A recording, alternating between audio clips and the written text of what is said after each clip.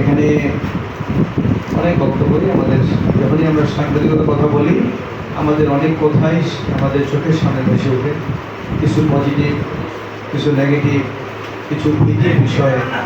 তো আমি সময়ে এমন একটা সময় আসলে বক্তব্য শোনা এবং বলা দুইটাই এই মুহূর্তে আমার মনে হয় যে সঠিক সময় নয়।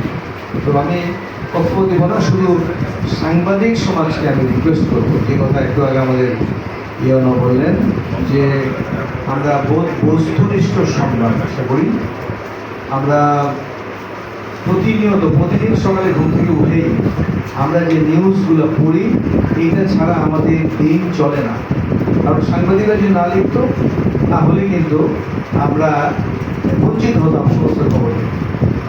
তো সাংবাদিক, আমরা যেটা অতীত অভিজ্ঞতা আমার, অনেক সাংবাদিক অনেক নিউজ ডিটেলসে না গিয়ে লিখে ফেলেন, তারপরে আবার সেটা ক্ষমা চান, বলেন যে ভুল হয়ে গেছে। আমি রিকোয়েস্ট করব কোনো ভুল রিপোর্ট যেন আপনারা না করেন। তাতে হয় কি, একজনের ড্যামেজ হয়ে যায়, তার লাইফের জন্য অনেক ড্যামেজ হয়ে গেলে সেটা আর পূরণ হয়। এই জন্য আমরা চাই সাংবাদিকরা সাহসের সাথে তাদের লেখা লেখুক। প্রত্যেকটি জায়গায় মাদক, চুরি, দুর্নীতি, প্রত্যেকটি ক্ষেত্রে আমি চাই আমরা লেখা পড়তে চাই। ফলে আমাদের সচেতনতা বাড়বে, আমরা সমাজটাকে গড়তে পারবো।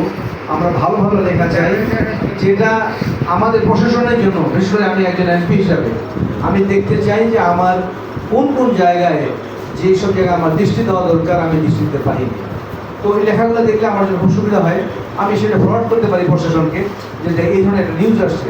কিন্তু আমি ফরওয়ার্ড করার পরে যদি আমাকে প্রশাসন বলে স্যার নিউজটা কিন্তু ফেক ছিল, তখন কিন্তু আমার জন্য খুব সমস্যা হয়। এই জন্য আপনারা নিউজ করবেন খুব অথেন্টিক। আর অথেন্টিক নিউজ যদি না হয় তাহলে আমরা এমন কিছু নিউজ করেন না যেটা আমাদের জন্য খুব সমস্যা হয়ে যায়। আমি সবসময় চাই যে আমাদের সাংবাদিক সমাজ তারা ঐক্যবদ্ধ থাকুক। তো এখানে এক জায়গায় নিয়ে আসাটা খুব কঠিন। এখানে অনেকেই চেষ্টা করেছে দিতে, এই ব্যাপারে আমি বক্তব্য দিতে চাই না। এখন 4টা হোক, 5টা হোক, 6টা হোক, কিন্তু সাংবাদিকরা সত্য কথা দেখুক। যেখানে যে অবস্থায় থাকে তারা যেন সত্য কথা দেখুক। সাজাদ সাহেব একটু আগে বলেছে সাগর নদীর সম্বন্ধে বক্তব্য করার জন্য। আপনারা যদি আমাকে একটা অথেন্টিক রিপোর্ট লিখে দেন, এক পার্টি বানিয়ে দেন, আমি সেটা সংসদে নোটিশ দেব। নোটিশ আকারে গ্রহণ করলে, স্পিকার যদি গ্রহণ করে তাহলে আমি এটা উপস্থাপন করবো। কিন্তু আমাকে একটা সুন্দর রিপোর্ট বানিয়ে দেবেন। সবাই নেন, সংসদ অধিবেশন শুরু হতে আরও 1 মাস দেরি আছে, 1 মাস।